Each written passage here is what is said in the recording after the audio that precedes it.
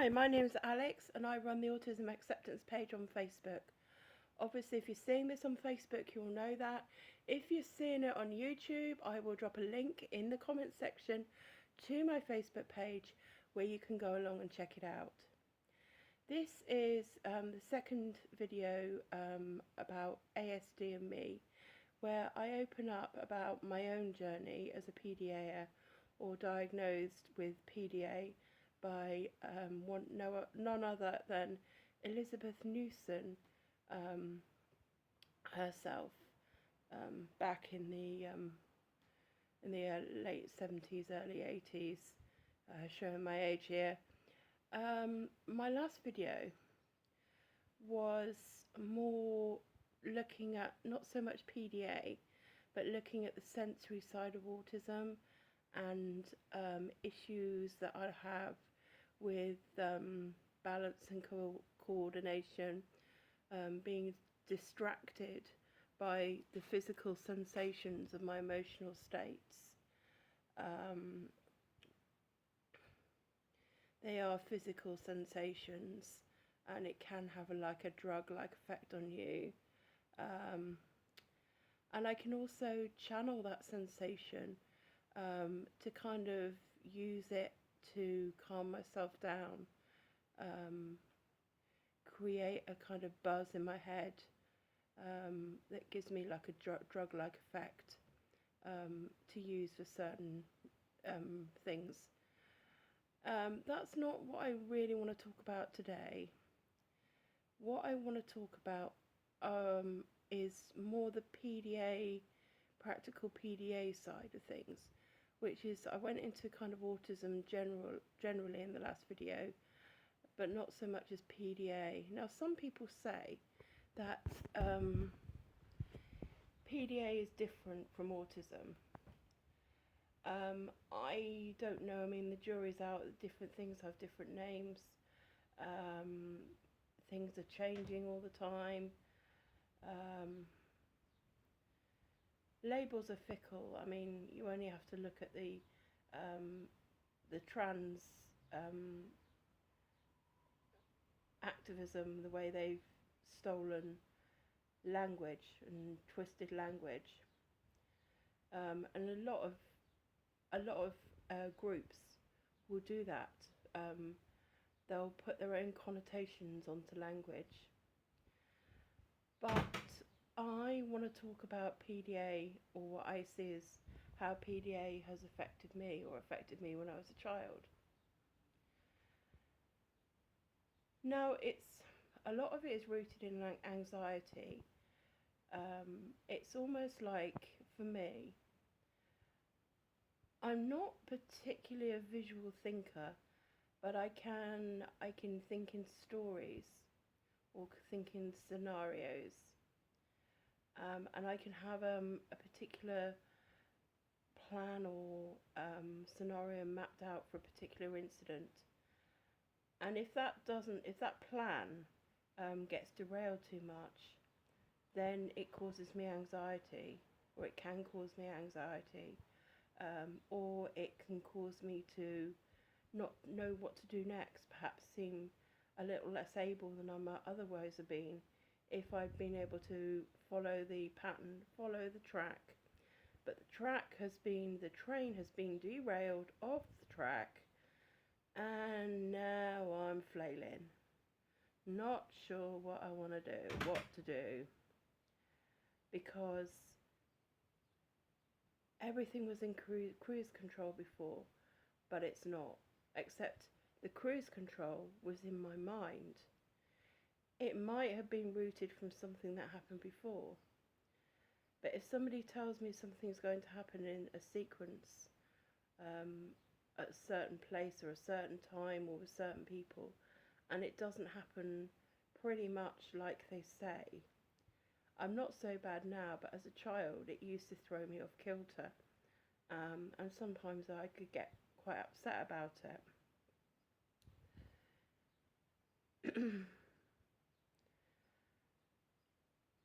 But there's the other side that's not so much emotional.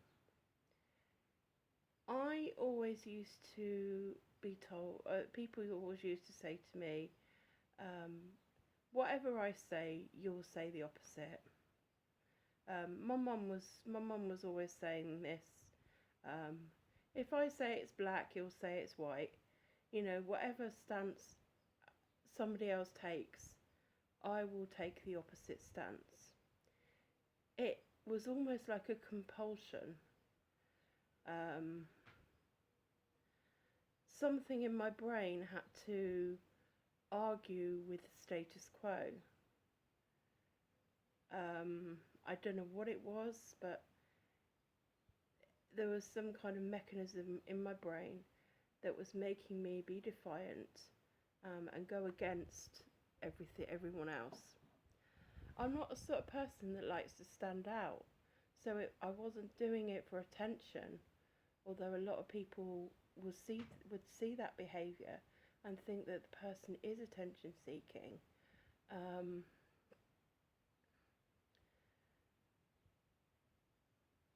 PDA can be, it's avoidance of any demands. And what is a demand? A demand, we think of demands as things we have to do, things that other people tell us to do. But demands are things that we also choose to do. Our brain is choosing to do. Imagine splitting the brain into two halves. There's the brain, the normal brain, and then there's the PDA brain. So the brain says, right, we're going to do this. And this has come from me, from my brain, and that's absolutely fine. I've not been influenced from an outside party to do it, or demanded from an outside party to do it. It could be something that I really want to do.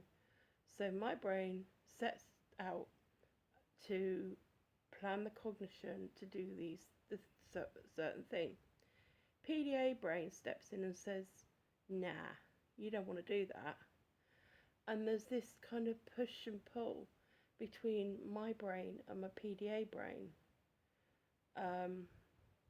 And there were some times when I wanted somebody to almost make me do a certain thing.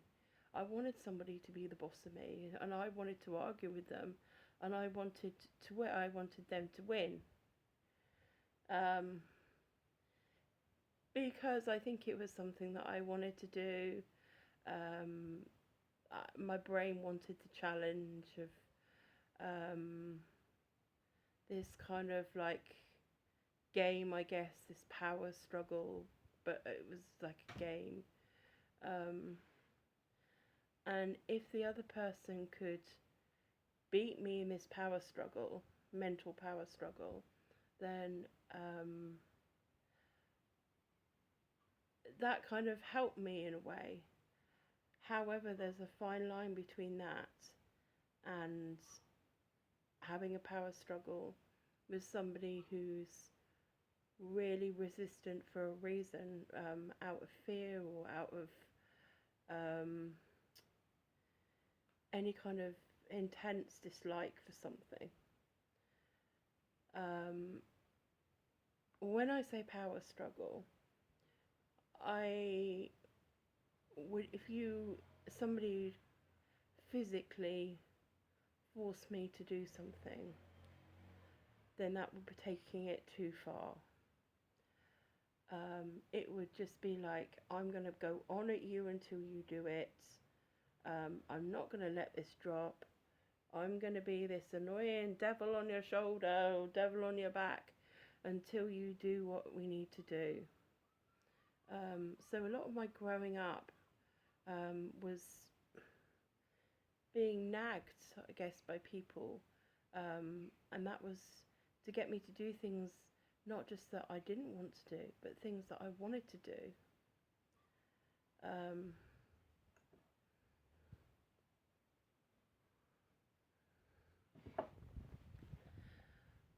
The reverse psychology did actually work for me as well, because I would be expecting somebody to push me to do something, and I'd be like spoiling for the power power play between us. And they'd just be like, no, okay, you don't want to do it. And my brain's thinking, that's not supposed to happen. So then I'm kind of like, maybe I will do it. And I kind of like push myself to do the original thing because somebody actively said they didn't care whether I did it or not. Even though that's not the response I was looking for, it was still a good response because it it made me defy my defiant brain.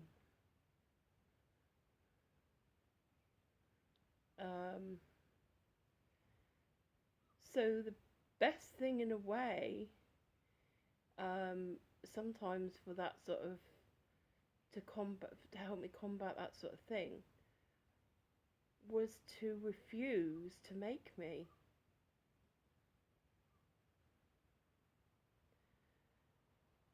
And these kind of little psychological wars, it's like if somebody asks me to do something and my PDA brain is saying, I'm not going to do this because they've asked me to do it. If they don't get on to me about it, and they're just like, whatever, and don't mention it again, my PDA brain says, this isn't supposed to happen. You're supposed to push me. And then the logic will kick in, or the normal brain will kick in, and I'll do it because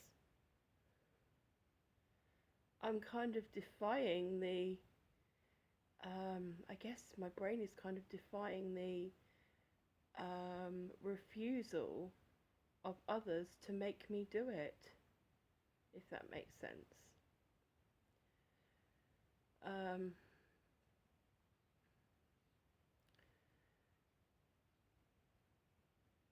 So yeah, it was always a compulsion to do the opposite of what others wanted you to do, or to sabotage your own what you wanted to do. But then there was also the anxiety level as well. So for me, I think there's a fine line between pushing somebody to do something could be playing to their PDA, and you're just in for one big power struggle, because the PDA brain feeds off it and thrives on it, and this is fun, but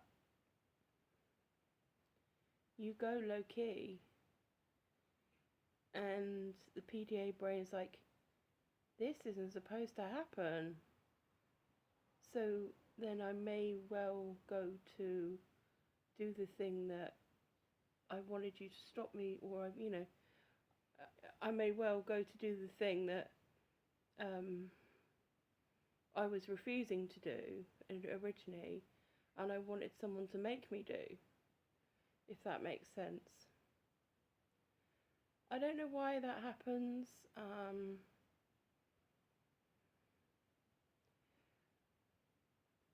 Whether it's my brain wanting somebody to, maybe it's like my brain not trusting itself, or my PDA brain not trusting my logical brain, and it wants an outside source to make the decision. And if I can fight against it but still be made to do it anyway, then that can help. But fighting against it too much, absolute force could cause trauma. Using physical force or physical restraint to make somebody with pathological demand avoidance stop avoiding a particular demand. Even if they want you to make them do it. From my experience, making me do it, pushing me hard to do it in other ways is completely different to literally overpowering me and forcing me to do it against my will. I guess it becomes against something that's against my will rather than something that's against the will of my PDA, if that makes sense. Anyway, I just thought I'd put that out there. If anyone can relate to this, please feel free to drop a comment on the AA page or on YouTube. And feel free to share this if it helps or you think it could help other people. And yeah, love and peace to you all. Bye for now. And remember, you're stronger than your struggles.